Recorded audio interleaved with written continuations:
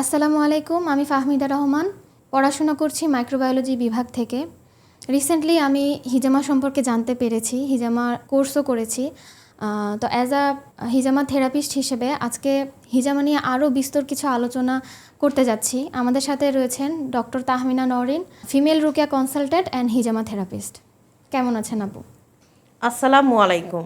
আমি doctor Tahmina Nowrin, general physician, হিজামা therapist and হলো রুকিয়া কনসালটেন্ট। আমার নিজস্ব চেম্বার আছে, খান্স চেম্বার, পার্সোনাল বাসা নিচেই, পূর্ব নয়তলা মসজিদের অপোজিটে, 32/A ইস্ট নয়তলা, মগবাজার, ঢাকা।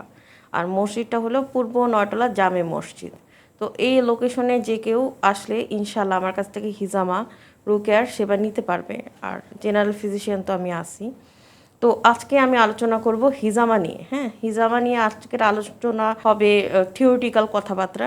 তো আজকের আলোচনার বিষয়বস্তু থাকবে যে হিজামা কি, হিজামা সম্পর্কে হাদিসগুলা এবং আমাদের যে কোশ্চেনগুলা হিজামা নিয়ে। আশা করতেছি যে কোশ্চেনগুলো নিয়ে, যে টপিকসগুলো নিয়ে আলোচনা করব, ফার্দার এরপরে আর কোশ্চেন থাকবে না। নেক্সট ক্লাসে হয়তো আমরা আলোচনা করব একটু ডিপে গিয়ে যে হিজামা কয় প্রকার, হিজামা কাপগুলা, প্রসিডিওরগুলা স্টেপ বাই স্টেপ, কিংবা আরও ডিটেলস, যাতে আমরা প্র্যাকটিক্যালের দিকে যাইতে পারি এবং কোর্সটা কমপ্লিট করতে পারি। বাট আজকে আমরা বিষয়বস্তু মেনলি থাকবে যে আমরা আলোচনা করব কোশ্চেনগুলো নিয়ে। যে কোশ্চেনগুলো আমরা ফেস করি, সবাই আমাদের জিজ্ঞাসা করে অ্যাজ এ থেরাপিস্ট হিসাবে কিংবা অ্যাজ এ মুসলিম হিসাবে, সেই কোশ্চেনগুলো আমরা আনবো। এছাড়াও যদি আপনাদের মনে হয় যে আরও কোশ্চেন আসছে, তাহলে নিচে কমেন্ট বক্সে আমাদেরকে কোশ্চেনগুলো করা অনুমতি আছে। আর ওটার লিঙ্ক, আর হিজামা বইয়ের লিঙ্কটা নিচে দেওয়া হবে। ওই লিঙ্ক অনুযায়ী আপনারা হিজামা বইটাও কালেক্ট করতে পারবেন ইনশাল্লাহ। আচ্ছা আপু, হিজামা কি? হিজামা শব্দটা আসছে আল হাজম শব্দ থেকে। আর হিজামা এখন মধ্যপ্রাচ্য থেকে এটা স্টাবলিশ হলেও আস্তে আস্তে হিজামাটা দেখা গেছে এখন চীনা, আমেরিকা, তারপর ভারতসহ অনেক জায়গায় হিজামার প্রচলন চলে আসছে। আর হিজামার আক্ষরিক অর্থ হলো চোষা বা টেনে নেওয়া। টেনে নেওয়া বলতে এবং চোষা বলতে জিনিসটা কি, যে কোনো বস্তু দ্বারা একটা স্পেসিফিক জায়গা কিংবা স্পেসিফিক পয়েন্টে, শরীরের কোনো স্পেসিফিক পয়েন্টকে ডিকম্প্রেস করা, মানে অক্সিজেনেটেড করা। তো ওইটার কারণে আমরা একটা জিনিস দিয়ে যখন ওইটা থেকে অক্সিজেন বের করে নিয়ে আসি, ডিকম্প্রেস করি, তখন ওই জায়গাটা অটোমেটিকলি নাম ফিল করে।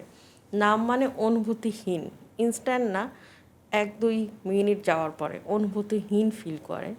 তখন দেখা যায় যে ওই জায়গাটার যে অংশগুলা তাতে একটু সোয়েলিং শুরু হয়।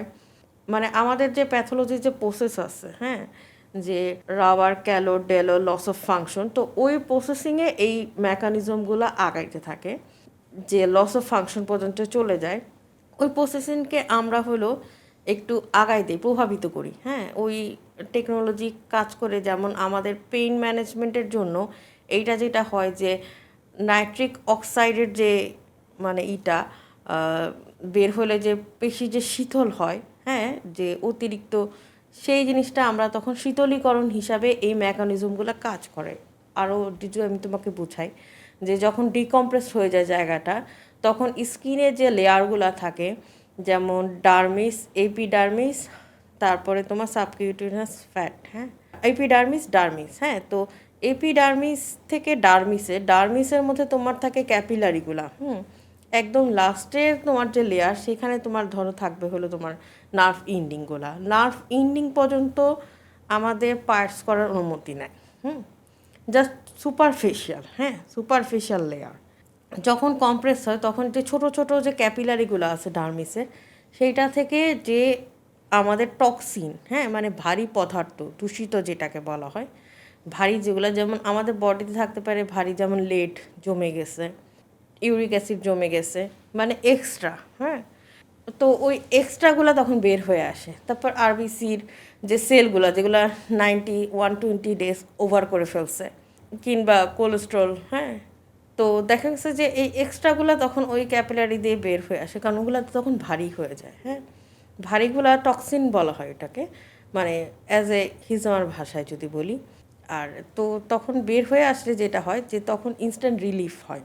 পেশিটা তখন একটা রিল্যাক্সেশন ফিল করে এই ইসের মাধ্যমে, প্রসিডিউরের মাধ্যমে। আর এইটা যখন ফুলে যায় তখন আমরা এটা রক্তগুলো বের হয়ে আসে হলো স্ক্র্যাচের মাধ্যমে। সুপারফিশিয়াল লেয়ারটা তখন আঁচড় যেমন বডিতে পড়ে না, তেমন হালকা ব্লেড দিয়ে তখন হলো আঁচড় দিতে হয়, সার্জিক্যাল ব্লেড, বাসার ব্লেড না।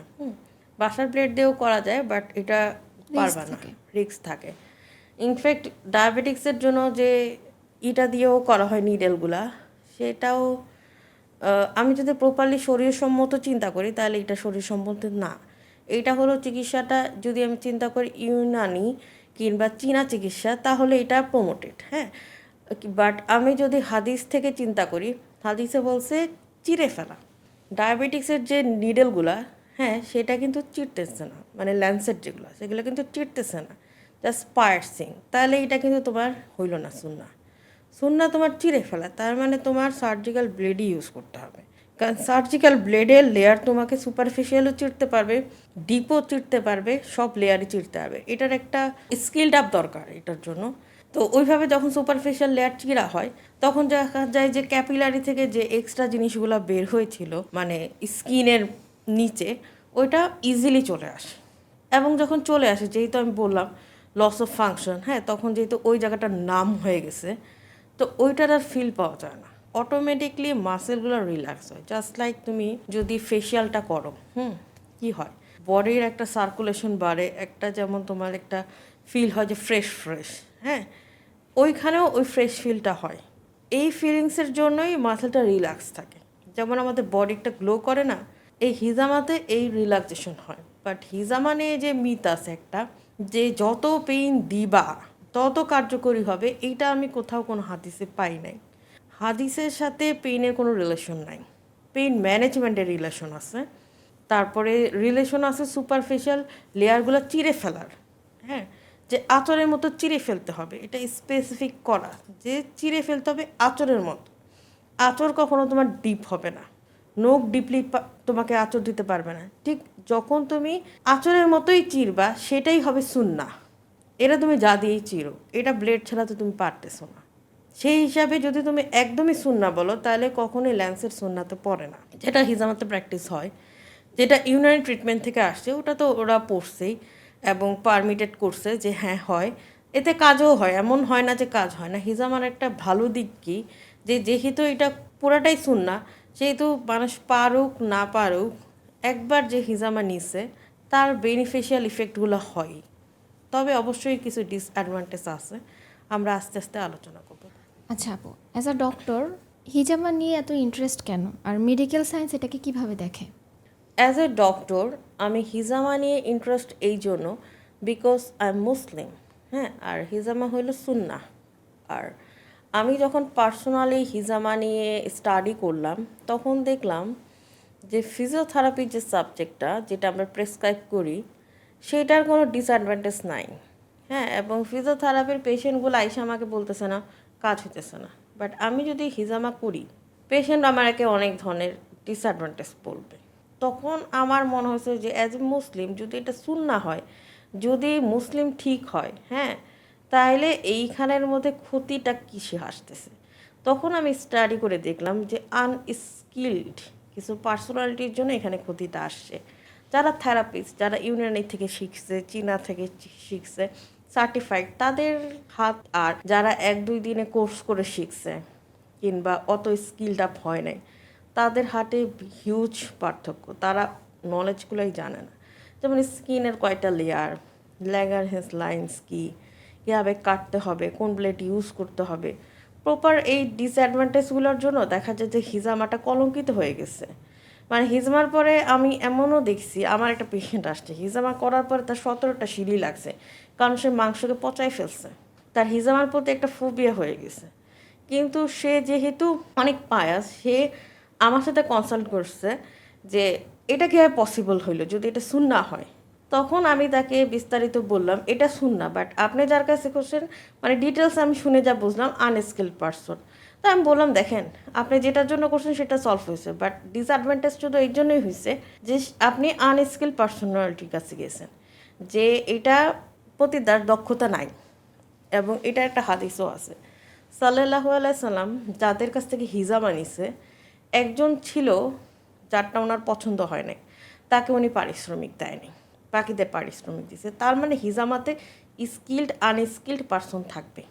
এই হাদিস দ্বারা আমি মানে এটার জন্য অনেক রিসার্চ করে পরে দেখলাম যে না, উনিই দেন এই পারিশ্রমিক, তার মানে অবশ্যই আনস্কিল ঢুকবে। হিজামাতে কেউই সব যে স্কিল থাকবে তা না। তো এইটা একটা ডিসঅ্যাডভান্টেজ, যেহেতু এটা দেখতে খুব সোজা মনে হয়। হ্যাঁ, এই জন্য সবাই ভাবে কি যে কেউ করে ফেলতে পারবে, এই ভয়টা কার মধ্যে নাই। হ্যাঁ, এই যে যেমন চিকিৎসালয় জিনিসগুলো আবিষ্কারের আগে হাতুড়ে ডাক্তার যারা আছে সব উল্টাপাল্টায় কাজ করে বেড়ায়, তো ওদের তো নলেজ নাই। তো এই জন্য হিজামাত এরকম আননলেজেবল পার্সনগুলো ঢোকার কারণে, যাদের অ্যাকচুয়ালি ইলিটারেট, তাদের কারণে দেখা গেছে এটা অনেকটা কোশ্চেনিয়ার হয়ে গেছে। যেমন এই কোশ্চেনটা ফিজিওথেরাপিস্টের মধ্যে নাই। হ্যাঁ, আমরা যখন নিউরোসার্জারির পরে ফিজিওথেরাপিস্ট প্রেসক্রাইব করি, কিংবা কোনো স্ট্রোকের পেশেন্টকে, কিংবা কোনো ফ্রোজেন শোল্ডারে, তখন দেখা যায় যে তারা এসে উল্টাপাল্টা বলে না, বলে যে না ঠিক আছে, 1-1.5 মাস পরে ডেভেলপ হচ্ছে। বাট হিজামা সবাইকে রেফার করলে এই ধরনের আউটপুট হয় না। এইটা একটা ইন্টারেস্ট হইতে পারে আমার হিজামাতে আসা। এখন আপু আপনি আমাদেরকে একটু জানান যে কোন ক্ষেত্রে হিজামা থেরাপি একটা সাপোর্টিভ থেরাপি হতে পারে। মেডিকেল ভাষায় হিজামাকে আমরা অ্যাজ এ সাপোর্টিভ থেরাপি হিসেবে চিন্তা করি, কারণ কিউরেটিভ যে ট্রিটমেন্ট সেই পারপাসে মেডিকেল বেসিসে মানে হিজামার কোনো তেমন রিসার্চ নাই। হ্যাঁ, তো সেই হিসাবে হিজামাকে আমরা সাপোর্টিভ ট্রিটমেন্ট হিসাবে নিতে পারি। পেইন ম্যানেজমেন্টের ক্ষেত্রে আমরা সাপোর্টিভ থেরাপি হিসাবে নিতে পারি। এনি কেস অফ যেখানে ওটি লাগবে না, মানে সার্জিক্যাল প্রসিডিউর নাই, সেখানে আমরা হিজামাকে অ্যাজ এ সাপোর্টিভ থেরাপি হিসাবে নিতে পারি ইমিউনিটি বুস্ট আপের জন্য। হ্যাঁ, পেইন ম্যানেজমেন্টের জন্য, ফ্রোজেন শোল্ডারের জন্য, তারপরে মাসল রিল্যাক্সেশন। হ্যাঁ, এগুলো তো মাসল রিল্যাক্সেশনেরই চ্যাপ্টারের মধ্যে পড়ে। তারপর ধরো আমার অস্টিও আর্থ্রাইটিস হইলো, তারপর আমার ধরো ফার্টিলিটিরটাও নিতে পারি আমরা, যদি আমার ধরো ফার্টিলিটির কোনো সমস্যা হইলো, ম্যানোপোজ, তারপরে ধরো আমার ম্যানোরিয়া, হ্যাঁ এই টাইপের যদি সমস্যা থাকে, কিংবা ধরো ওভুলেশনের সমস্যাগুলো যদি হয়, কিংবা ডিসম্যানোরিয়া যদি থেকে থাকে, এই ধরনের পেশেন্টগুলোও ডিল করা যায়। হ্যাঁ, ইনফার্টিলিটি কেসগুলোও হিজামার সাথে ডিল হয়, কারণ অনেক সময় দেখা যায় যে রক্ত সঞ্চালন হইলে, সার্কুলেশনটা ঠিক হলে অনেক কিছু প্রভাবিত করে, এটা জাস্ট প্রভাবকের মতো কাজ করে, মানে ইমিউনিটি বুস্ট আপ করে। এই জন্য এটাকে সাপোর্টিভ ট্রিটমেন্ট বলা হয়েছে। মানে অক্সিডেটিভ স্ট্রেসটাকে রিলিফ করতে পারে। Stress relief, pain manage, muscle relaxation, blood circulation, immunity boost up, এই নাইট্রাস অক্সাইড রিলিজের মাধ্যমে। হ্যাঁ, তো এই যে মানে ধরো তুমি একটা জায়গার নালি ধরো জমে গেছে, হ্যাঁ, তুমি কোনোভাবে যদি এটা পরিষ্কার করে দাও, ওয়াটারটা যেভাবে ফ্লো হবে, তেমন এই টক্সিন বের করার মাধ্যমে বলো, তারপরে এন্ডোক্রাইন হরমোনগুলো রিলিজের মাধ্যমে বলো। হ্যাঁ, তো ওই যে সার্কুলেশন, ওই পাথওয়েটার যদি পরিষ্কার হয়, মানে ধরো ক্লিন থাকে, সার্কুলেশন যদি রেগুলার হয়, তাহলে দেখা যায় কি যে মাসেলটাও রিল্যাক্স থাকে। হ্যাঁ, ওর এখানে এক্সট্রা লোড পড়ে না, এর মাধ্যমে দেখা যায় যে অনেক ইমিউনিটি বুস্ট আপ হয়। এর মাধ্যমে এইটা সাপোর্টিভ ট্রিটমেন্ট হিসেবে আমরা দিতে পারি। যেমন ব্যাক পেইনের জন্য, তারপর সিজারের পরে আফটার সিজার, তো দেখা যায় পোস্ট অপারেটিভ কেয়ার হিসাবে এটা আমরা দিতে পারি। অ্যানাস্থেসিক যে হ্যাজার্ডগুলো হয়, যেমন অ্যানাস্থেসিক যে ধরো ব্যাক পেইন, কিংবা ধরো তোমার সিজারের কারণে যে নিডেলের যে পেইনটা হয়, হ্যাঁ মানে অত তো হয় না, তারপর দেখা যায় অনেকের এক্সিডেন্ট করে যে তার ওই পিঠ ব্যথাটা যাচ্ছে না, হ্যাঁ কিংবা মাজা ব্যথাটা যাচ্ছে না, তারা যদি হিজামাটা নেয় ওই পয়েন্টগুলোতে, দেখা যায় এটা খুবই কার্যকরী হয়। আচ্ছা, হিজামা থেরাপিতে প্ল্যাসিবো ইফেক্ট এবং অ্যাকচুয়াল ইফেক্ট এই দুটোর মধ্যে পার্থক্য কী? আগে তোমার জানতে হবে প্ল্যাসিবো ইফেক্টটা কী। হ্যাঁ, প্ল্যাসিবো ইফেক্ট হলো আমি তোমাকে মিষ্টি মিষ্টি কথাবার্তা বললাম, কাউন্সিলিং করলাম, এই কাউন্সিলিংটা তোমার মাথার মধ্যে এমন একটা ইউফোরিক লেভেল ঠিক করলো যে এইটা করলেই হবে। এই কাউন্সিলিংটা আমি তোমাকে পানি দিয়ে করলাম, একটা ধরো লজেন্স দিয়ে করলাম, খাও খাও এটা খাইলেই তোমার সব হয়ে যাবে, এটাকে বলা হয় একটা প্লাসিবো ইফেক্ট। মানে ফেক একটা ইফেক্ট ক্রিয়েট করা, যার মাধ্যমে তোমার কিছুক্ষণের জন্য ডোপামিন, হ্যাঁ এন্ডোক্রাইন হরমোনগুলো একটু রিলিজের মাধ্যমে তোমার বডিটা, কিংবা ওই যেখানে ব্যথা, কিংবা তোমার যে সমস্যাটা একটু রিলিফ হইতেছে, মানে তোমার মাথাটাকে একটু অন্য সাইডে ডাইভার্ট হইতেছে। তোমার ওই থিঙ্কিংটাকে, পেইনের থিঙ্কিংটাকে, এটাকে তোমার প্লাসিবো ইফেক্ট বলে। হ্যাঁ, এখন হিজামাটা যদি প্লাসিবো ইফেক্ট হয়, হ্যাঁ তাহলে তোমার এটা এক্সটেন্ড বেশিক্ষণ হওয়ার কথা না। যেমন ধরো, আর হিজামাটা কেন প্লাসিবো ইফেক্ট না, কারণ হিজামার মাধ্যমে যে টক্সিন বের হচ্ছে এটা তুমি ভিজুয়ালাইজড করতেছো, ব্লাড যে বের হচ্ছে, দূষিত রক্ত যেটা বের হচ্ছে, তো এর সাথে তো ভারী পদার্থ বের হচ্ছে। রিসার্চও আছে যে কি কি বের হয়। হ্যাঁ, মানে বের কি কি হইতে পারে। পা থেকে করলে একজনে বের হবে, পেট থেকে করলে একজনে বের হবে, পিঠ থেকে করলে একজনে বের হবে, মাথা থেকে করলে বের হবে। প্রত্যেকটারই রিসার্চ আছে, আমার বইতেই আছে। হ্যাঁ, তুমি ইচ্ছা করলে বইটা দেখতে পারো। তো এই যে জিনিসগুলা, তো এইটা প্লাসিবো তো হতে পারে না। আর সবচেয়ে বড় কথা, তুমি এখন প্লাসিবোর চক্করে একদিন পড়লা, 2 দিন পড়লা, বাট তুমি হিজামা 1 বছর 1.5 বছর কন্টিনিউয়াস তুমি আসছো, শেষ নিচ্ছ, তো প্রত্যেকটা প্রসিডিওর প্লাসিবো হতে পারে। আচ্ছা, প্লাসিবো ইফেক্ট যদি হতো তাহলে তো হিজামা যে থেরাপি বা চিকিৎসাটা এটা এতদিন পর্যন্ত লং রান হতো না। আচ্ছা, আমাকে একটু আপনি বলবেন যে নারী পুরুষ প্রাইভেসি গাইডলাইন কি হিজামা থেরাপিতে আছে?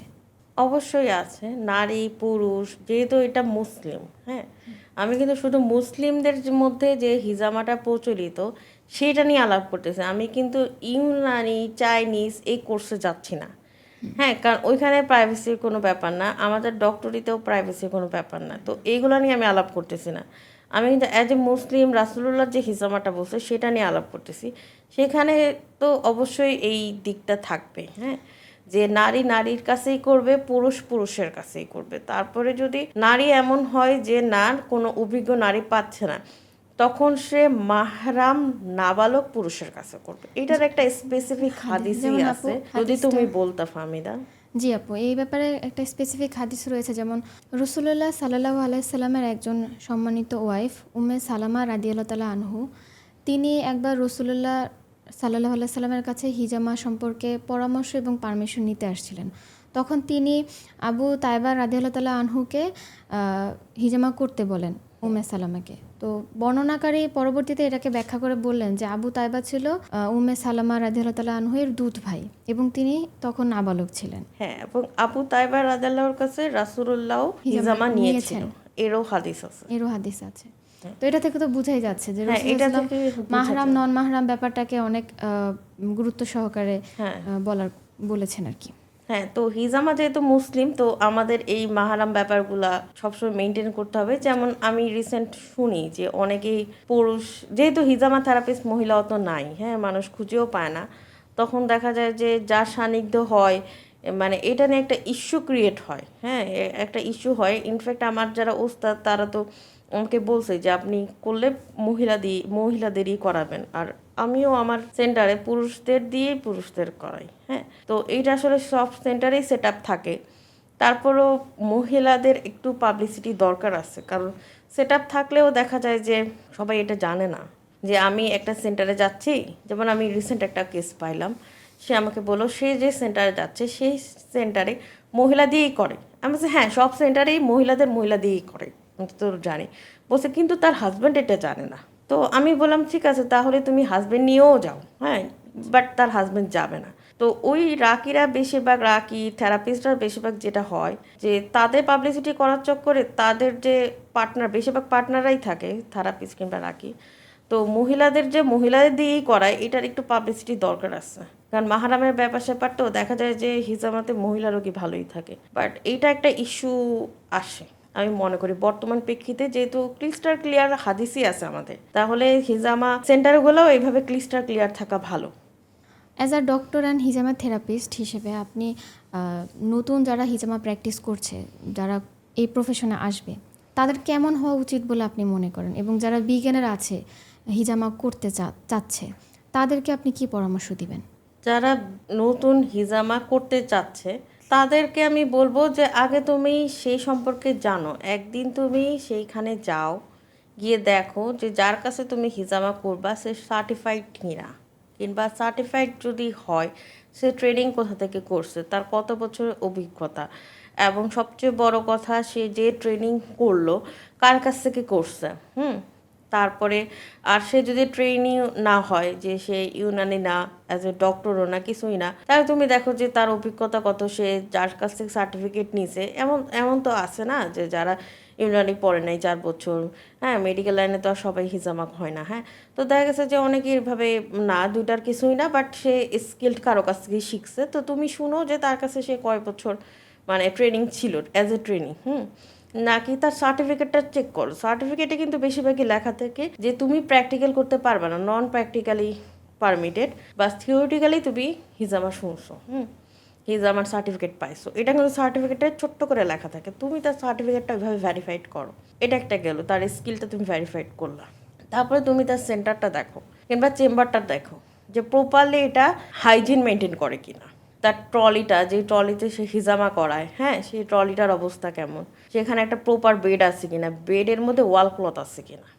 যদি বেডটার মধ্যে চাদর থাকে তার মানে সেটা আনস্টেরিলাইজড, চাদর ধুয়ে পরিষ্কার করে দিলে ওগুলা কোনো না, হ্যাঁ। আর তুমি একটা এমন প্রসিডিউরে যাচ্ছ যেখানে তোমার কাটিং প্রসিডিউর হবে, তুমি সেখানে ওই চাদরে ভরসা যেতে পারবে না, বেড যতই হাইফাই হোক, তোমার দেখতে হবে যে রেক্সিন কিংবা তোমার আছে কিনা, ওই যে ওয়াল ক্লথ আছে কিনা।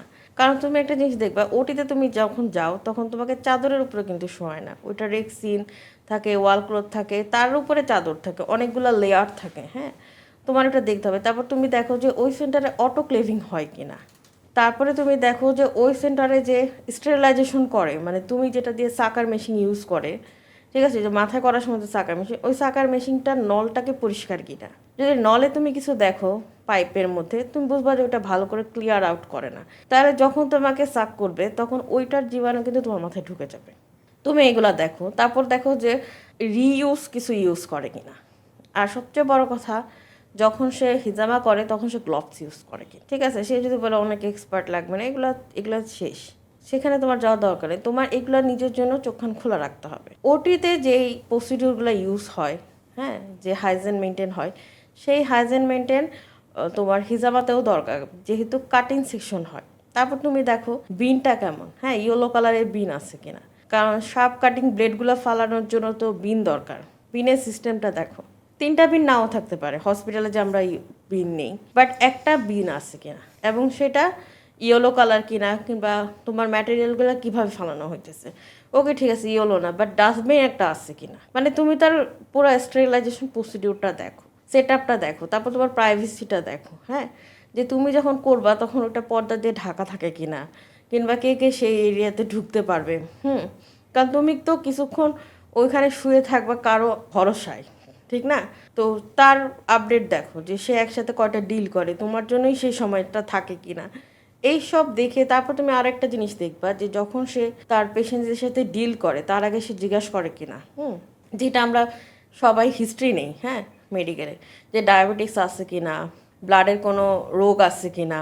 কারণ তোমাকে ব্লাডের তোমার ক্লটিং ডিসঅর্ডারগুলো আছে, হ্যাঁ, আমি তোমাকে ব্লেড দিয়ে কেটে দিলাম, রক্ত পড়া তো বন্ধ হবে না, আমার এই সিস্টেমগুলো জানতে হবে।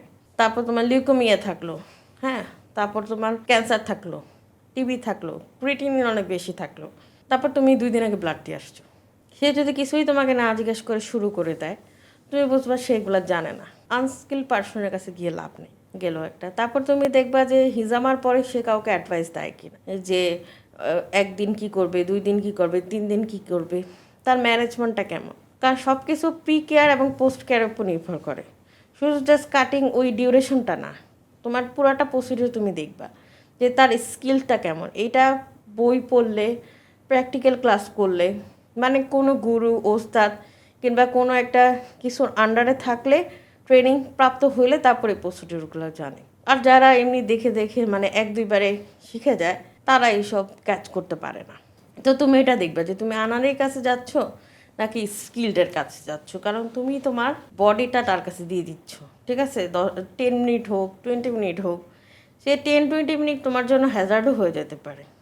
আচ্ছা আপু, এবার আপনি একটু বলবেন যে হিজামাতে সবচেয়ে কমন মিস্টেকটা কী, আর যারা ক্লায়েন্ট থাকে তাদের কমন কমপ্লেনটা কী? হিজামা সবচেয়ে একদম বেসিক যদি আমি মিস্টেকটা বলি, যে মিস্টেক মানে থেরাপিস্ট দ্বারা কিংবা ধরো ট্রেনার দ্বারা মিস্টেক, একদম মিস্টেক হলো যে তারা স্কিলড আপ থাকে না ওই পাংচারের বিষয়, হ্যাঁ, যে কতটুকু কাটতে হবে, তারা খুব ডিপভাবে কাটা ফেলায়, হ্যাঁ, যেটা বলো নাই আঁচড়ের মতো কাটার কথা বলা আছে, ব্লেড তারা ধরতেই পারে না, এবং তারা যখন কাটে তখন ওটা অনেক অ্যাপোস্ট হয় না, হ্যাঁ, কারণ ল্যাঙ্গারহ্যান্স লাইন অনুযায়ী কাটতে হবে, তাহলে ওটা ইনস্ট্যান্ট অ্যাপ্রোচ হয়ে যাবে। বাট আমি যদি লাইন ছাড়া কাটি আড়াআড়িভাবে, ধরো আমি কাটলাম সুপারফিশিয়ালি, বাট কাটাটা ল্যাঙ্গার লাইনে পড়ে নাই, হ্যাঁ, প্রত্যেকটা সারফেসে নিজস্ব লাইনিং আছে, হেডের এক ধরনের, ফেসের এক ধরনের, পিঠের এক ধরনের, পায়ের এক ধরনের, যারা স্কিল্ড না তারা এটা জানবে না, তারা আড়াইভাবে কেটে দিলেই হইলো, আড়াইভাবে কাটলে ওটা অ্যাপোস্ট হয় না।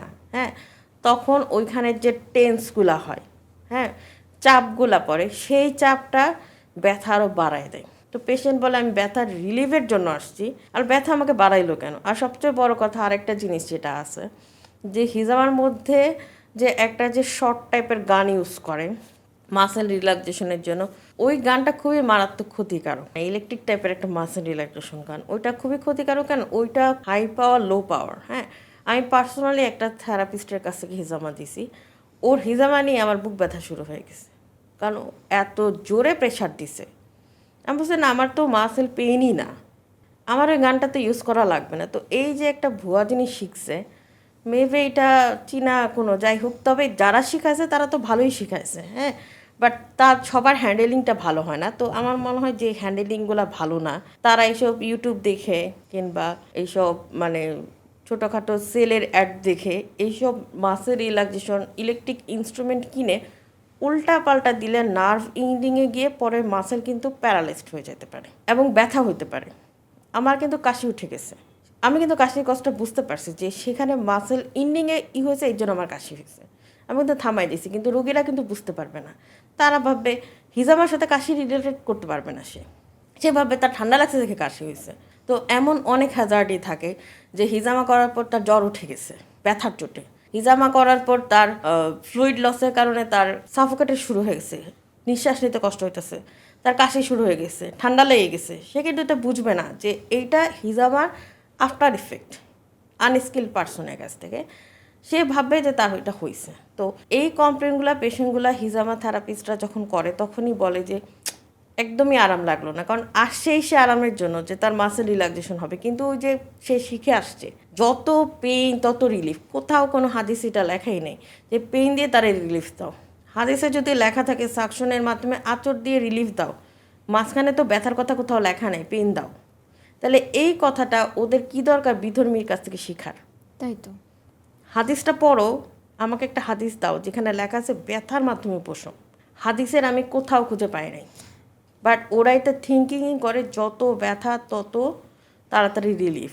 কিন্তু হাদিস তো তাহলে তো যদি ব্যথার মাধ্যমে হইতো তাহলে আমরা কোনো অ্যানাস্থেশিয়া প্রসিডিউরই রাখতাম না ওটিতে, যে এমনি এটা রিলিজ হয়ে যাবে। নিউরোলজিক্যাল শকই হতো না, ওই শকটা তো হয় না, কিন্তু জ্বর চলে আসে পেশেন্টের। আমি দেখছি যে হাদিসগুলা ঘেটে কোথাও ব্যথার কথা লেখা নাই, বলা আছে শোষণের মাধ্যমে, মানে জিনিসটা ফোলানোর মাধ্যমে, আঁচড় দিয়ে। হ্যাঁ, বাট মাঝখানের যে ব্যথার ওয়ার্ডটা এটা কোথাও নাই। ব্যথা উপশমের জন্য হিজামা করার কথা। হ্যাঁ, কিন্তু ব্যথা দিয়ে ব্যথা উপশম করো এই প্রসিডিউর কোথাও নাই।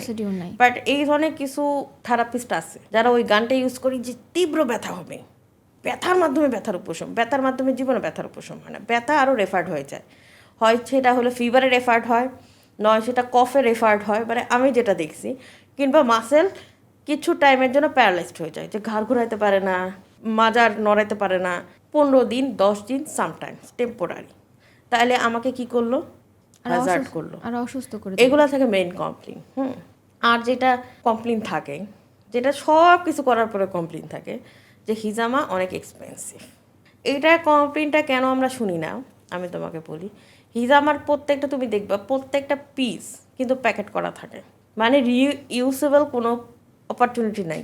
যারা রিইউজ করে তারা মানে অসাধু বলতে গেলে। বাট প্রত্যেকটা জিনিস তুমি একটা ইনস্ট্রুমেন্ট ইউজ করলা, তোমাকে 10টা কাপ পরালাম, 20টা কাপ পরালাম, প্রত্যেকটাই তো ফালাই দিলাম। তাহলে এটা কিনতে তো আমার একটা কস্ট গেছে, ঠিক না? আমি যদি সব কস্ট রেখে আমার কস্টটা দেখি যে আমি কতটুকু পারিশ্রমিক নিলাম, তাহলে 500 থেকে 800 থাকে পারিশ্রমিক। তাহলে এটা তো নর্মাল না? তুমি একটা জায়গায় গিয়ে থেরাপি নিলা, তুমি তাকে 500-800 টাকা দিবা না? ভিজিটের টাকা তুমি নিজে ইউজ করলা, ব্লেড নতুন, টিস্যু নতুন, ওই রক্তমাখা টিস্যু তো আর কেউ ইউজ করতে পারবে না। পলিথিন নতুন যেটার মধ্যে সব ফেলতেছে, তারপরে বলো তুমি কাপগুলা নতুন, হ্যাঁ, সবই তো তুমি নতুন পাচ্ছ। তারপর আমার গ্লাভস সেটটাও নতুন, হ্যাঁ, নতুন, মানে আমার তো রিইউজের তো গ্লাভসের কোনো সিস্টেমই নাই। তারপর তোমাকে আমি অলিভ অয়েল দিচ্ছি কি নারিকেল দিচ্ছি, ওটা তো তোমার পিঠে লাগার পর ওটা আমি ব্যাক করে নিতে পারতেছি না। তারপর হেক্সিসল যে ইউজ করতেছি, হ্যাঁ, ওইটাকে আমি ব্যাক করতে পারতেছি। তো তোমার পিছনে আমার খরচটাই তো অনেক হয়ে যাইতেছে। তার থেকে আমি 500 কি 800 টাকা বেশি নিচ্ছি। আমি অনেক হিসাব করে দেখছি যে তার থেকে 500-800 টাকা বেশি। এটা ম্যানেজমেন্টের জন্য আমি আমার পেশেন্টদের বলি যে তোমরা ইনস্ট্রুমেন্ট নিয়ে আসো, আমি লিঙ্কও দিয়ে দিই, যাও, আমাকে না হয় এসে এর থেকে 500 টাকা বেশি দিও। ফার্স্টে ওরা রাজি হয়, তারপর ওরা ইনস্ট্রুমেন্ট দেখে ঘাবড়ায় যায়। তারপর ওরা বলছে ওকে, ওরা আমার প্রস্তাবে রাজি।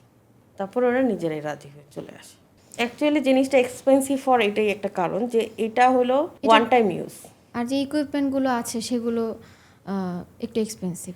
হ্যাঁ, ইকুইপমেন্ট এক্সচেঞ্জ, যেমন ব্লেড তোমার 15 টাকা, ওই যে কালকে তোমাকে বললাম ব্লেডগুলো 15 টাকা। হ্যাঁ, তারপরে ধরো তোমার এই কাপগুলো তোমার 40-60 টাকা যদি তুমি হোলসেলে কিনো, আর যদি তুমি হোলসেলে না কিনো তাহলে তোমার এই কাপগুলো কিন্তু 100-র মতো পড়বে। তাহলে তুমি কি হবে, তাহলে টিস্যুগুলোও তো আছে, তাহলে তুমি সব হিসাব করো, তাহলে তোমার তো অনেক টাকাই পড়ে যেতেছে। পার কাপ তোমার 90-এর মতো পড়ে যেতেছে, 90, 99, 94 এরকম পড়ে যেতেছে। তাহলে মানে সব কিছুর সাথে যদি তুমি হিসাব করো তাহলে তো অনেক হয়েই যেতেছে। এই জন্য পার কাপ যখন 100 রাখে সেটাও একটা কথা, ওরাভাবে হিসাব করে দেয়। আবার তুমি ওভারঅল যদি হিসাব করো কোথাও 2000-এর নিচে এই জন্য নাই।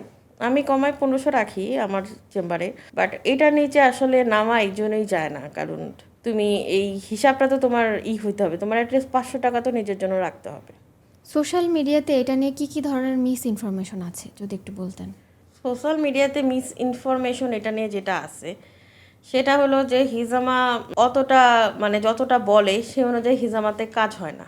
কারণ এইখানের একটা ট্যাবও কাজ করে যে পেইন দিয়ে পেইনটাকে রিলিফ করা। মানে আমি আমার ডক্টর সোসাইটিতে যারাই হিজামা নিয়েছে, তো আমি কনসালটেন্ট প্রফেসর বলো সবার কাছ থেকে যা শুনলাম, প্রফেসর না এটা অত কাজ করে না, কই ব্যথা দিয়ে, মানে এই জিনিসটা তো ব্যথাই দেয়। আমার ধরো ফ্রোজেন শোল্ডার আমার আরও ব্যথা দিয়ে পাঠাই দিল, আমার কি ভাল লাগবে? তো এই ট্যাবুটার জন্য দেখা যায় যে অনেক মিসলিডিং হয়, মিসকনসেপশন হয়। মানে হিজামাটা এই ট্যাবুগুলোর জন্য কলঙ্কিত। আর সবচেয়ে বড় কথা যে হিজামা করতে গিয়ে অনেকে বার্ন করে ফেলে এবং তাদের এটা আইডিয়াই থাকে না এটা যে বার্ন হয়ে যায়।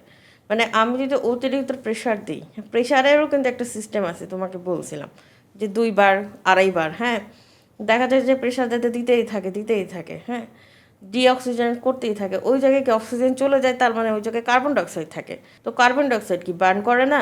তো আমি যদি 10 মিনিটের জায়গায় 20 মিনিট রেখা দিই, কিংবা ধরো অনেকক্ষণ রেখা দিই, মানে আমার নলেজ থাকলো না, টাইমের নলেজ থাকলো না, প্রেশারের নলেজ থাকলো না, তখন কী হবে ওই জায়গাটার মধ্যে বার্ন হওয়া শুরু হবে, স্কিন বার্ন, যেটা হলো আগুনে পুড়লে হয়, ফোসকা পড়ে, জায়গাটা কালো হয়ে যায়, কুচকায় যায়।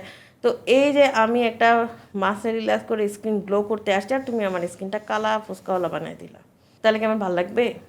মানে ইমপ্রপার হ্যান্ডেলিং এর কারণেই হচ্ছে যারা ক্লায়েন্ট থাকে। Improper handling, improper knowledge, lack of knowledge. কারণ তুমি যখন বলবা যে, তখন বলবে হিজামা করলে পুড়বে কি করে, আমি তো আগুন দিই নাই, আরে গাধা তুই তো জানিস না কার্বন ডাইঅক্সাইড পুড়ায় দেয়, এই জ্ঞানটা তো নাই গাধার। তখন বলবে কি জিন ভূতের কারণে হয়েছে, তখন জিন ভূতকে নিয়ে আসবে তার মাঝখানে রিলিফ করতে। যারা আসলে অসাধু ধর্ম ব্যবসায়ী তারা যে কোনো কাজে আল্লাহকে নিয়ে আসবে, রাসূলকে নিয়ে আসবে, জিনভূত নিয়ে আসবে, কিন্তু ওর যে মাথায় মগজ নাই, ও যে টাকা দিয়ে ক্লাস করে নাই, ও যে স্কিলড আপ হয় নাই, এটা নিয়ে ওর মাথা ব্যথা নাই, ও সব কিছুতে আল্লাহকে নিয়ে আসবে।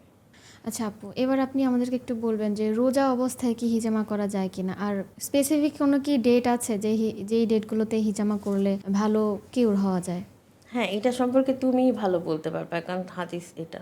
জি, তুমি রসুল জানো, এই ব্যাপারে বলো। এই ব্যাপারে রসুল সাল্লামের একটা হাদিস আছে, উনি রোজা অবস্থাতেও হিজামা করিয়েছেন এবং তিনি পরামর্শ দিয়েছেন যে আরবি চন্দ্র মাসে 17, 19 এবং 21 তারিখ এই 3 দিন হিজামা করলে সেটা অনেক উত্তম। হ্যাঁ, রাসূলুল্লাহ রোজা অবস্থায় হিজামা করছে, তো এটা তো তাহলে হইলই, আমরা করতে পারবো ইনশাআল্লাহ। আর একাধিকবার কি হিজামা করা যায় বা কয়টা সেশন লাগতে পারে? রাসূলুল্লাহ একাধিকবার হিজামা করছিল, আমরা হাদিসে পাইছি। মাথার মধ্যে উনি পয়েন্ট দিছিল, তারপর উট থেকে পড়ে গিয়ে উনি পায়ে হিজামা করছিল, ইহরাম বাঁধা অবস্থায় উনি হিজামা করেছিল। তো সেই হিসাবে আমরা যদি চিন্তা করি তাহলে উনি একাধিকবার হিজামা করছেন। তো আমরাও একাধিকবার করতে পারি যদি আমাদের হিজামা লাগে, যেমন সুন্নতের জন্য একটা, পেইনের জন্য, যেমন মহিলাদের তো পেইন থাকে, সিজারের পেইন কিংবা আফটার প্রেগনেন্সি যদি নর্মাল হয় পেইন থাকে, তখন আমরা হিজামা নিতে পারি। তারপরে আমাদের যদি আর কোনো সমস্যা থাকে যে গার্টের কিংবা মানে গাউট বাতে ব্যথা, যেটা অস্টিওআর্থ্রাইটিস, কিংবা আরও যদি জয়েন্ট পেইন থাকে সেজন্য হিজামা নিতে পারি। ঠিক আছে, একাধিকবার আমরাও হিজামা নিতে পারি। এই আলোচনার এই পর্যায়ে আপনার জন্য কয়েকটা র্যাপিড কোশ্চেন আছে আমরা রেখেছি, যদি একটু আমাদেরকে বলতেন। মহিলা মানুষ পিরিয়ডের সময় কি হিজামা করতে পারবে কিনা? পিরিয়ডের সময় আমাদের কিছু ব্লাড যেতে থাকে, হ্যাঁ, তখন বডি থেকে এমনি ব্লাড বের হয়, হ্যাঁ, এটা ফিজিওলজি। তখন মানে ব্লাড বের হলে কি হয়, আমাদের ফ্লুইডের একটা ব্যালেন্স যে থাকে সেটা অলরেডি ইমব্যালেন্স হতে থাকে। তখন যদি আমি আবার ব্লাড বের করে ফ্লুইডের একটা ইমব্যালেন্স করি, তাহলে এটা আমার বডির জন্য কখনোই পজিটিভ হবে না। আর এই ধরনের কোনো হাদিস নাই যে মানে মাসিক অবস্থায় রাসূলুল্লাহ কাউকে পরামর্শ দিচ্ছে, তাইলে আমি এটা অ্যাভয়েডই করতে পারি। অ্যাজ এ সায়েন্স আমি এটা অ্যাভয়েড করব ডক্টর হিসাবে, সায়েন্টিফিক যদি চিন্তা করি। আর যেহেতু হাদিস নাই, আমি এটা অ্যাভয়েডই করব। আর টিনেজাররা কোন বয়স থেকে হিজামা করতে পারবে? টিনেজাররা অবশ্যই আফটার পিউবার্টি, হ্যাঁ, কারণ বডির একটা স্ট্রাকচারাল ডেভেলপমেন্ট আছে। পিউবার্টির পূর্বে আসলে কারো গ্রোথ, হরমোনাল বলেন আর সব কিছুই বলেন, ব্রেনের গ্রোথ, মানে সব দিকেই যদি আমি চিন্তা করি, বিবেচনা করি, সব গ্রোথগুলো কমপ্লিট হয় না। আর ইনকমপ্লিট অবস্থায় আমার মতে এত বড় প্রসিডিউর, যদিও হিজামাটাকে সবাই লাইট নিতেছে, লাইট নিলেও তো আমার ব্লাড বের হইতেছে, হ্যাঁ, এই প্রসিডিউরগুলোর মধ্যে যাওয়া উচিত না। কারণ ব্লাড মানে ফ্লুইড লস হচ্ছে, ফ্লুইড লস মানে বডিতে অনেক জায়গায় আমার ফ্লুইড কমে যাইতেছে, এমনি বডি প্রপার না, তারপরে আমি লস করতেছি, তো এইটা সে ম্যানেজ করতে পারবে কি না, হ্যাঁ, এইটাও একটা ব্যাপার স্যাপার আছে। তো এই ধরনের রিস্ক আমি না নেই, হ্যাঁ। আফটার পিউবার্টি 11 থেকে 13 এর মধ্যে আমার যদি পিউবার্টি কমপ্লিট হয়, সেকেন্ডারি ক্রাইটেরিয়াসের যদি ক্যারেক্টারিস্টিক আমার ডেভেলপ হয়, তাহলে আমি তখন নিতে পারি। আরেকটা প্রশ্ন, জিম করলে কখন হিজামাটা বেস্ট? যে জিম, হ্যাঁ, জিমের সাথে আসলে হিজামার কোনো রিলেশন নাই।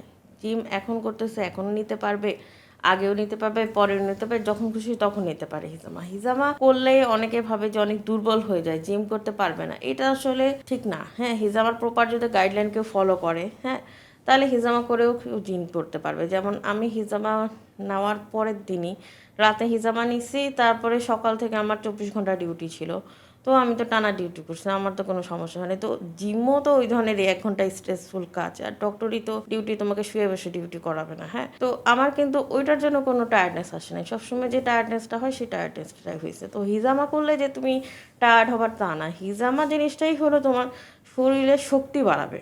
হিজামার পরে যদি তোমার গায়ে শক্তি না আসে, তাহলে হিজামা থেকে তোমার বেনিফিট কি? রাসূলুল্লাহ তো বলছে যে হিজামা করলে মেরুদণ্ডের শক্তি আসবে, স্মৃতিশক্তি বাড়বে, চোখের জ্যোতি বাড়বে। তার মানে স্পেসিফিক তোমার স্পাইনের শক্তি আসবেই ইনশাল্লাহ, যদি সুন্নাহ ফলো করি। তো হিজামা করলে টায়ার্ডনেসের সাথে এটা রিলেশনই না, এটা তোমার আরো শক্তির সাথে রিলেশন, স্ট্রেংথ বাড়ার সাথে রিলেশন। হিজামা করলে স্ট্রেংথ কমবে এমন তো হবেই না, তাহলে জিম তো আমি করতেই পারবো ইনশাল্লাহ, স্ট্রেংথফুল কন্ডিশনে যদি আমি চলেই যাই। আর সব রোগের ক্ষেত্রে কিংবা সব পেশেন্টরাই কি এটা করতে পারবে হিজামা? না, হিজামা সবার জন্য অ্যাভেলেবেল না, কারণ সব কন্ডিশনে হিজামা অ্যাভেলেবেল না। যেমন যাদের লিভার সিরোসিস, হ্যাঁ, কিংবা ধরো যারা একদম ক্যান্সার পেশেন্ট, কিংবা ধরো সিএলডি, হ্যাঁ, ক্রনিক লিভার ডিজিজ যাদের, তারপর ধরো হেপাটাইটিস, আর ধরো তোমার ক্যান্সারিয়াস পেশেন্ট, হ্যাঁ। তো এই কিছু কিছু ক্রাইটেরিয়া পেশেন্টরা হিজামা করতে পারবে না। ডায়াবেটিক্সের মধ্যে যাদের হাই ডায়াবেটিক্স, তারাও হিজামা করতে পারবে না, হ্যাঁ। তো এই রিস্ক যে কন্ডিশন আমি তোমাকে বলি, যেমন আমরা কিছু রিস্ক কন্ডিশন রাখি, যে হার্টের ধরো রিং পরানো, অ্যানজাইনা যে জিনিসগুলা, তারপরে এই কন্ডিশনগুলা যেমন মেডিকেলেও রিস্ক, যে এই কন্ডিশনগুলোতে ওটি সম্ভব না, সেই কন্ডিশনগুলোতে হিজামা সম্ভব, একদম সহজ পাগলে। আর এটার বিস্তারিত কথা আমার বইতেই লেখা আছে যে কী কী কন্ডিশনে সম্ভব। কেউ যদি থেরাপিস্ট কিংবা হিজামা নিয়ে পড়াশোনা করতে চায় কিংবা হিজামা সেন্টার দিতে চায়, সে আমার বইটা কালেক্ট করতে পারে, কারণ ওইখানে টু দ্য পয়েন্টস অফ ডিজিজগুলো আমি লিখে দিচ্ছি, কোন কোন কে হিজামা করতে পারবে না, অ্যাজ এ নোট হিসাবে ওইটা রাখতে পারে। তো আজকে আমরা হিজামা নিয়ে অনেক বিস্তর আলোচনা করেছি, আপনি ক্লিনিক্যাল ব্যাপারগুলো বললেন, আপনার মেডিকেল সেক্টর থেকে অনেক কিছু বললেন। তো এই হিজামা থেরাপিতে কি স্পিরিচুয়াল কোনো কিছু আছে? আমি কি স্পিরিচুয়ালি এখান থেকে কোনো বেনিফিট পেতে পারি? হ্যাঁ, এখানে এখানে হিজামা মানেই তো স্পিরিচুয়াল, যেহেতু এটা সুন্নাহ। যেমন আমরা স্পিরিচুয়ালি কি করি, নফল নামাজ পড়ি, হ্যাঁ, কোনো একটা উদ্দেশ্য দোয়া কবুলের জন্য, তারপরে ধরো ইত্তেকাফে বসি, হ্যাঁ, আল্লাহ জিকির করি, মানে বিশেষ কোনো প্রার্থনার জন্য। তো হিজামাকে এইভাবে যে ইউজ করা যায় এটা কেউ জানে না। হিজামার যে তারিখগুলা, ইনফ্যাক্ট হিজামাতে বলা আছে যে হিজামাতে দোয়া কবুল হয়, ওই টাইমে যদি ওইটাকে কেউ ওইভাবে ইবাদতের উদ্দেশ্যে শুরু করে, তাহলে তার ওইটা বেনিফিশিয়াল হবে, স্পিরিচুয়াল বেনিফিশিয়াল হবে, আর যে আপনার সে সাথে তার ওই দোয়াটা কবুল হইলো, হ্যাঁ, দোয়াটা যে যেমন আমরা হাজতের নামাজ পড়ে স্পেসিফিক দোয়া চাই, এবং আমরা চিন্তা করি যে দোয়াটা কবুল হচ্ছে। হিজামাও এই ধরনের একটা প্ল্যাটফর্ম। আর আপনার সাথে আমি একটু অ্যাড করতে চাচ্ছিলাম যে হিজামা যে কতটা গুরুত্বপূর্ণ স্পিরিচুয়াল দিক থেকে, সেটার ব্যাপারে একটা হাদিস থেকে জানা যায়।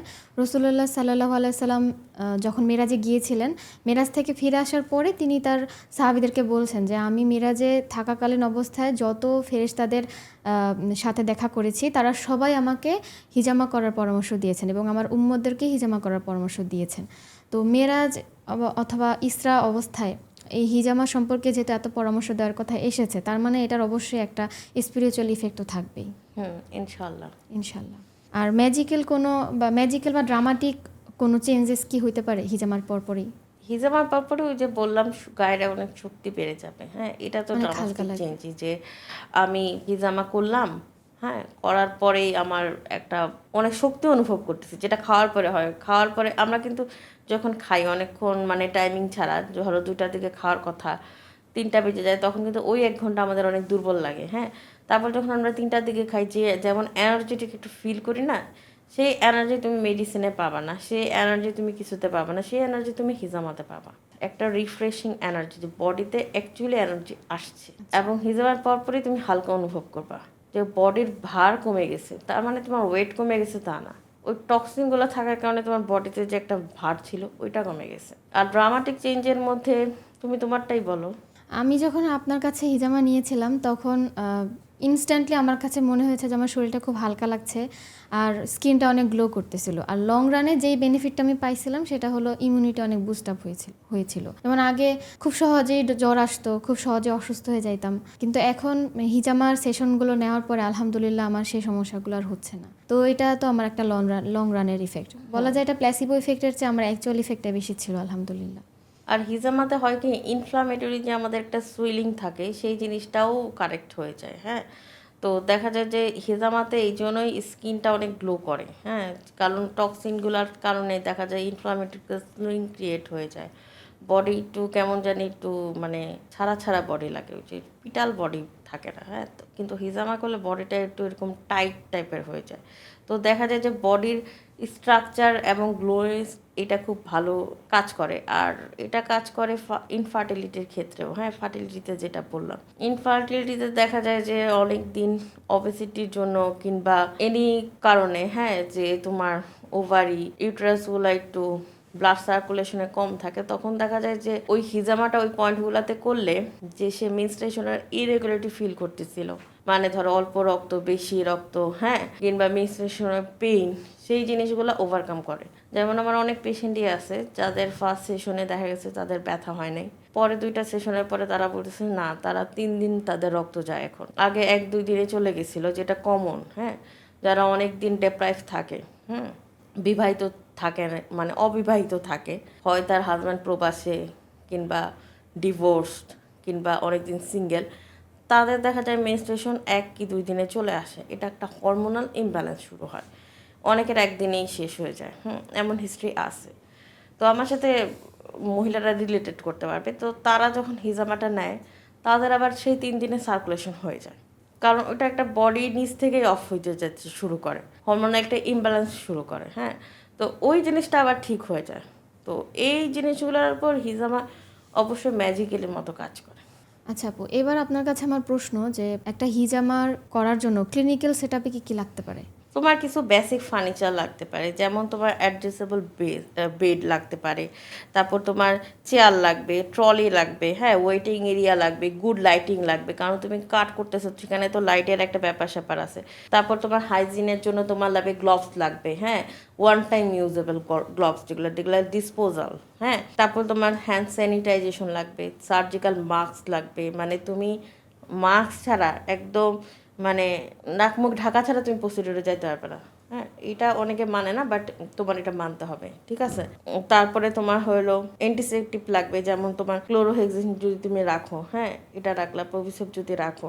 তারপরে স্টেরিলাইজ গজ লাগবে, কটন লাগবে। এখন তুমি বলবে হিজামার সাথে গজের কি রিলেশন? যখন তোমার ব্লিডিং হবে তখন তোমার এই গজ দিয়েই চাপ দিতে হবে, এবং সেটা কীভাবে চাপ দিতে হবে সেটারও একটা টেকনিক আছে। যদি তুমি আনস্কিলড হও তাহলে তুমি যখন কাট করবে তখন ব্লিডিং বন্ধ হবে না, তখন তোমার গজ দিয়ে প্রেশার দিয়ে বন্ধ করতে হবে, এটাও তোমার জানা লাগবে। যেমন আমরা যখন ওটি করি, তখন দেখা যায় যে সব জায়গা থেকে ইনস্ট্যান্ট যে যখন বন্ধ হওয়ার কথা তখন হয় না, তখন আমরা বিভিন্ন প্রসিডিওর মেনটেন করি। তো এইটার একটা গাইডলাইন তোমার লাগবে।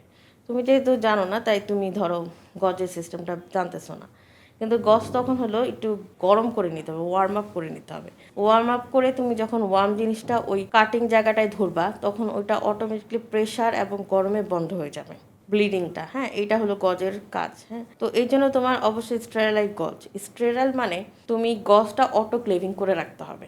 এখন তোমার দেখতে হবে অটোক্লেভ মেশিনও ওইখানে আছে কিনা, গজ কটন এগুলো সব অটোক্লেভিং তোমার করতে হবে। যেমন তুমি আমার ক্লিনিকে কিন্তু অটোক্লেভ দেখছো যে স্টিলের যে ইটা, হ্যাঁ, তো তোমার এটা রাখা লাগবে, কিন্তু এটা তুমি বেশিরভাগ হিজামা সেন্টারে পাবা না, কারণ ওরা বলবে যে না আমার গজ লাগে না, কটনও লাগে না, আমারও কখনো লাগে নাই। কিন্তু জিনিসটাকে এটা আমি ব্যাকআপ রাখছি। এই ব্যাকআপ তোমার একটা প্রতিষ্ঠানের জন্য খুবই দরকার, যে তুমি স্কিল্ড পারসন।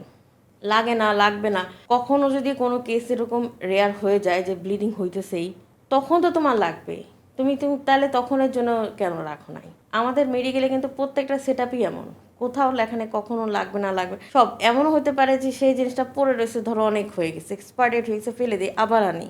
বাট এইটা তোমার রাখাই লাগবে, এগুলো তোমার প্রোটোকল মেনটেন করা লাগবে। তুমি যদি প্রপার মানে আল্লাহর কাছে দায়বদ্ধ ছাড়া থাকতে চাও, হ্যাঁ, দায়মুক্ত থাকতে চাও, তাহলে তোমার এগুলো মেনটেন করতে হবে। তোমার গজ এবং তোমার তুলা সবসময় স্টেরলাইট রাখতে হবে। অটোক্লেভিং দিয়ে এটা তুমি যতই পেশেন্ট আসুক তুমি একটা দুটো রেখা দেবে, কারণ যদি ব্লিডিং হয় তুমি একটা গজ যেটা মার্কেট থেকে আনছো ওইটাই ধরতে পারবে না, অটোক্লেভিং করা গজ ধরতে হবে এবং অটোক্লেভিং করা তুলা ধরতে হবে। তোমার এই নলেজগুলো জানতে হবে।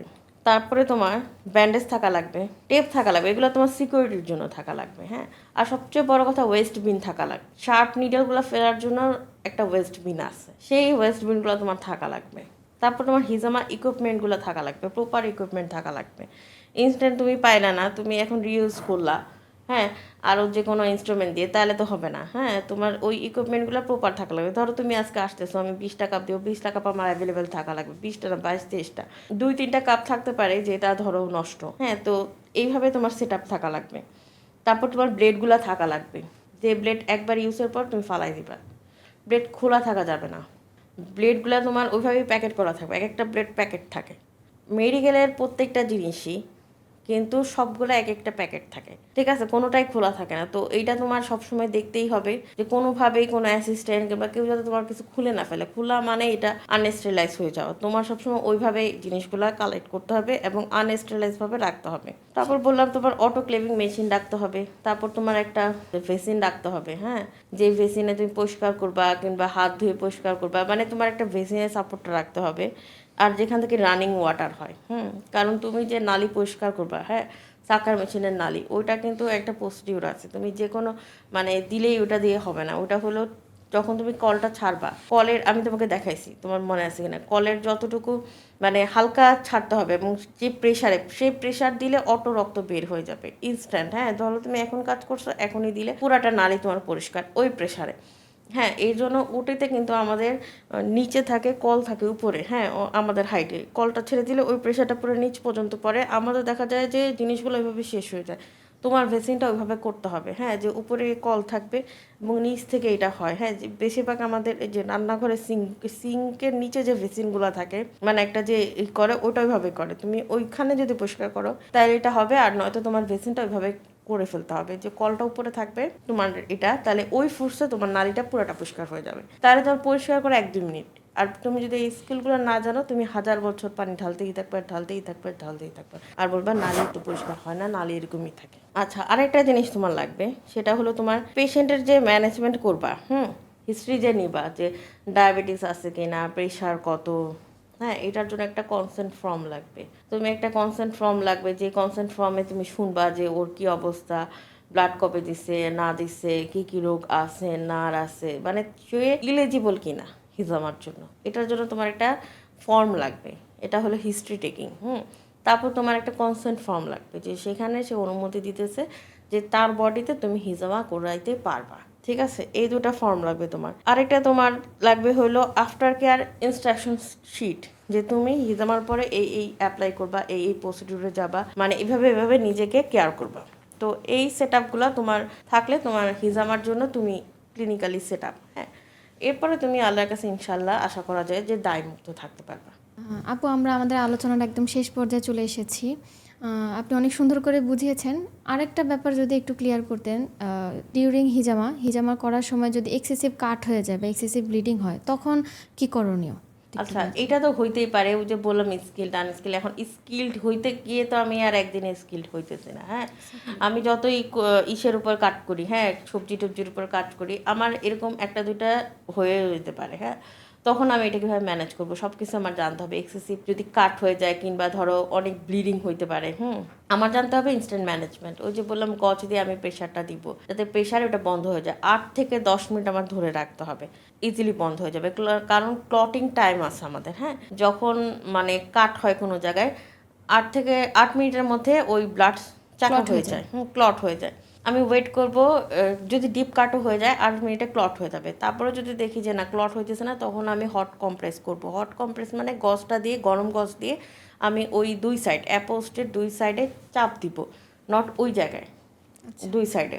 তাহলে অটো এটা বন্ধ হবে। হ্যাঁ, তারপরেও যদি বন্ধ না হয়, আমি যদি এত কাট করে ফেলি, তখন একটা আছে ডার্মা বলে যেটাকে, যে স্কিনের উপর কাটের কারণে ওই টেপটা দিয়ে দেয়, অ্যাডহেসিভ যে টেপটা, ওই টেপটাও আমি ব্যাকআপ হিসাবে রাখবো। হ্যাঁ, ইয়েলো কালারের, ওটা দিলে অটোমেটিকলি বন্ধ হয়ে যাবে। তবে এইটা আজ পর্যন্ত কারো লাগে নাই, তবে আমি রাখবো। আমার ক্লিনিকেও তুমি দুইটা দেখছো টেপ ইয়েলো কালারের, ঠিক না?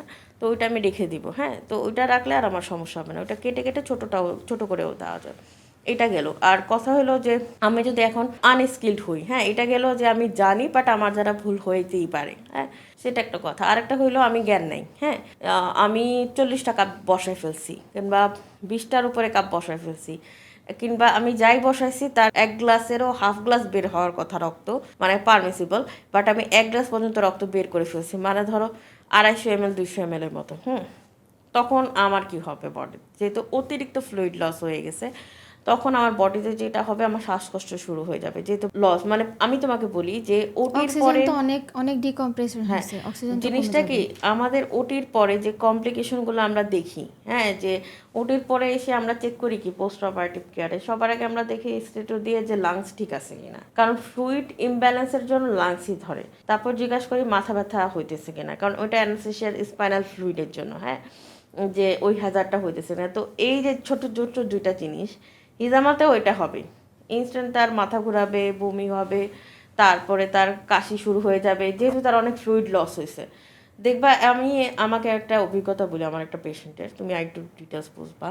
তার আমি পিঠের করাইলাম, পায়ের করাইলাম, অস্টিও আর্থ্রাইটিসের পেশেন্ট। সঙ্গে সঙ্গে সে আমাকে বলা শুরু করলো হাতেরও করাই দেন, এত টাকা দিতেছি। আমি যে হাতের যদি এখন করাই আপনার তো সমস্যা হইতে পারে, বুঝতে দেখা যাবে। হাতের কাপ বসানোর সাথে সাথে কাশি দেওয়া শুরু করলো, কারণ তো জানি ফ্লুইড বের হয়ে গেছে, এরপরে তো তার ফ্লুইড বের করলে তার সমস্যাই হবে। তারপর বলছে কি হঠাৎ করে কাশি শুরু হইলো, আমি বলছি কাশিটা হবেই এখন, কারণ আমি এখন এক্সট্রা কাপ বসাইছি, যেটা আপনার বডির জন্য ঠিক না। সঙ্গে সঙ্গে খুলে ফেলছে। তো এই জিনিসগুলো আসলে হয়, একদম এক্সাক্ট হয়, ঠিক আছে? যে তুমি অতিরিক্ত যখন রক্ত বের করবা, ফ্লুইড লসের জন্য তোমার লাংস, তোমার পেট, জিআইডি ইনস্ট্যান্ট ইফেক্ট করবে। তো এগুলো এক্সেসিভ ব্লাড লসের ইফেক্ট। আরেকটা যেটা হবে, তোমার মাথা ঘুরাবে। তো এর জন্য বলা হয় যে আনার একটু রস খাইতে ফ্লুইড ব্যালেন্সের জন্য। বা যদি এক্সেসিভ ব্লাড বের করে ফেলে, তখন তোমার যে ফ্লুইডের জন্য যে ঘাটতিটা দেখা যাবে, তোমার মাথা সিভিয়ার ঘুরাতে পারে, হেডেক হতে পারে 3-4 দিন। এই জন্য আমি সবসময় বলি যে বেশি কাপিং না করতে। আর যদিও তোমার ধরো কোনোভাবে কাটিংটা হয়ে যায়, ওইভাবে 10টা তুমি কাট করলে, 20টা তুমি কাট করলে, একটা তোমার ডিপ হয়ে গেল, তুমি ওইভাবে ম্যানেজ দাও। ওই জায়গাটায় ধরো রক্ত বের হলো, রক্ত ঠিকমতো বন্ধ হয়ে গেল, তুমি ম্যানেজ করতে পারলে, এরপর তুমি ভ্যাসলিন ইউজ করো। তারপর তুমি এমনি তো সব জায়গায় তুমি ভ্যাসলিন দিবাই ময়শ্চারাইজ রাখার জন্য।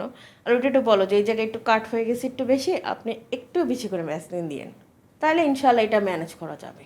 তো আমরা মনে হয় এই আলোচনার শেষ পর্যায়ে। তো অনেক কিছু বললাম, কুফল সুফল। তো আমি জাস্ট লাস্টে একটা কথাই বলতে চাই যে হিজামা একটা সুন্নতি পদ্ধতি, হ্যাঁ চিকিৎসা পদ্ধতি। তো এখন যে যতই বাজেভাবে কাটুক, ভালোভাবে কাটুক, যাই করুক, এইটার যে সুফল, হ্যাঁ সেটা সে ইনশাল্লাহ পাই, যেহেতু এটা সুন্নত। হ্যাঁ, রোগী পাই, যেই সমস্যা নিয়ে আসছে ওইটা থেকে রিলিফ হয়। বাট যদি সে ভালো স্কিল্ড পার্সনের কাছে না যায়, তার সাথে একটু কমপ্লিকেশন হয়, হ্যাজার্ড হয়। বাট অ্যাকচুয়ালি যে বেনিফিটটা রাসূলুল্লাহ বলছে যে হিজামা করলে শক্তি বাড়ে, দৃষ্টিশক্তি বাড়ে, স্মৃতিশক্তি বাড়ে, এটা মেরুদণ্ড হয়। শক্ত হয়। আর সবচেয়ে বড় কথা, এটার স্পিরিচুয়াল ইফেক্টও আছে, হিলিংও আছে। যেমন আমার অনেক পেশেন্টই আসে যারা হিজামা করতেছে, কারণ হিজামা করলে তাদের পড়াশোনা তাড়াতাড়ি হয়, আর হিজামা করলে তারা নামাজ পড়তে পারে নাকি, নামাজে মনোযোগ আনতে পারে, মানে ব্রেনের যে ফোকাসিং সেটা হিজামা করলে হয়। মানে এটা আমি নিজের ব্যক্তিগত পেশেন্টদের কাছ থেকে যা জানলাম। এখানেই শেষ করতেছি। নেক্সট ক্লাসে আমরা হিজামার কাপিং কয়টা লাগে, কোন কোন ব্লেড দিয়ে কাটতে হয়, মানে একটু প্র্যাকটিক্যালের দিকে যাওয়ার কোন কোন চেষ্টা করব। পয়েন্ট আছে? হ্যাঁ, পয়েন্টগুলো নিয়ে একটু ডিটেলস আলোচনা করবো ইনশাল্লাহ।